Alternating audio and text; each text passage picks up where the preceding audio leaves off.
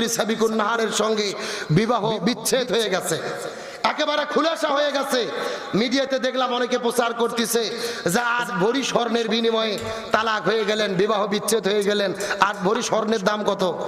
এই বাংলাদেশের একজন পরিচিত বক্তা, সেলিব্রিটি বক্তা, আমাদের প্রিয় ভাই আবু তোহা মোহাম্মদ আদনান, তার স্ত্রী লাইভে এসে তার বিরুদ্ধে পরকীয়ার অভিযোগ করলেন, যিনি বিমানবালা এয়ারহোস্টের সঙ্গে প্রেম প্রীতি করে, এবং তার অভিযোগ ধরে আজকে তাদের ভেতরে ডিভোর্স হয়েছে, তালাক হয়ে গেছে, বিচ্ছেদ হয়ে গেছে। অর্থাৎ আবু তো আদনান এবং তার দ্বিতীয় স্ত্রী সাবিকুন নাহারের সঙ্গে বিবাহ বিচ্ছেদ হয়ে গেছে, একেবারে খুলাসা হয়ে গেছে। মিডিয়াতে দেখলাম অনেকে প্রচার করতেছে যে 8 ভরি স্বর্ণের বিনিময়ে তালাক হয়ে গেলেন, বিবাহ বিচ্ছেদ হয়ে গেলেন। 8 ভরি স্বর্ণের দাম কত খবর জানেন? 16 লক্ষ টাকা। এর আগেও 2 স্বামী ছাড়ছে, এটাও ছাড়লো। এভাবে বছর 5 চললে তো কোটিপতি হয়ে যাবে। কথা কন না গা, 16 ভরি স্বর্ণ বুঝে নিছে। আগের স্বামী বলতেছে আমার এখানে 7 বছর সংসার করতে 2টা মেয়ে, সেই সংসার শেষ, আরেকটা শেষ, আরেকটা শেষ। স্বামী একটা ধরে আরেকটা ছাড়ে, এটা কি কোনো ভালো স্ত্রীর লক্ষণ হতে পারে? সে আবার নিজেকে পরিচয় দিচ্ছে আমি আলেমা। ভালো করে বোঝেন, আল্লাহর কোরআন বলেছে শয়তানের ষড়যন্ত্র হলো দুর্বল, কিন্তু মহিলার ষড়যন্ত্র হলো ভয়ঙ্কর। সরাসরি কোরআনের বক্তব্য, সূরা নিসার 76 নম্বর আয়াতে আল্লাহ বলেন ইন্নাশ শাইতানি কানা দাঈফা, নিশ্চয় শয়তানের ষড়যন্ত্র হলো দুর্বল।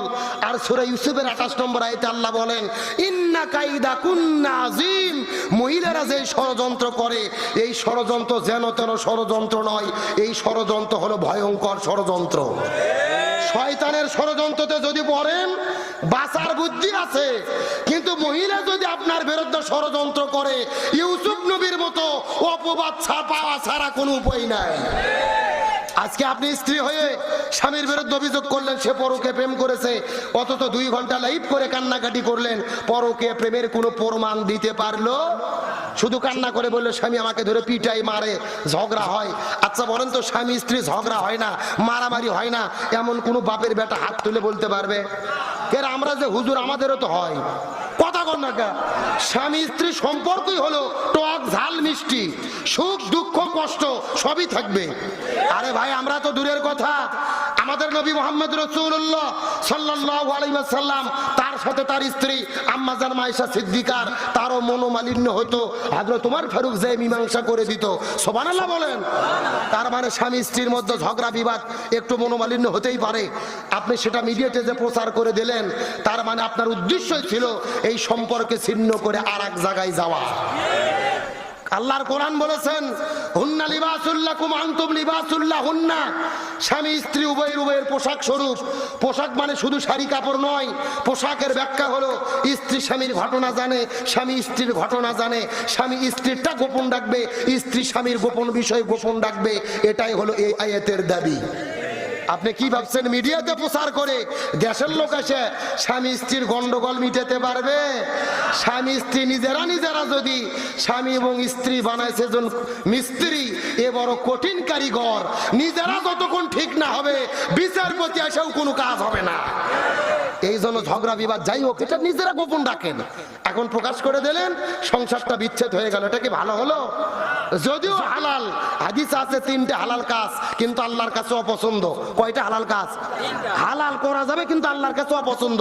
1 নম্বর হলো স্বামী স্ত্রীর ভিতরে বিচ্ছেদ, তালাক হওয়া। আর 2 নম্বর হলো ভিক্ষা করে খাওয়া, যদিও হালাল আল্লাহর কাছে অপছন্দ।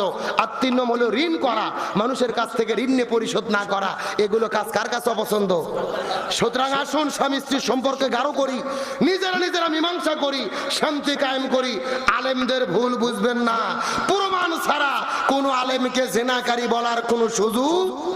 শয়তানের প্ররোচনায় সবাই পড়ে, হুজুর মানে যে ফেরেশতা তা না, হুজুররাও অন্যায় অপকর্ম করে। তবে প্রমাণ করার আগে, তদন্ত করার আগে কাউকে অপবাদ দেওয়া যাবে। আলোচনা কি তাহলে আর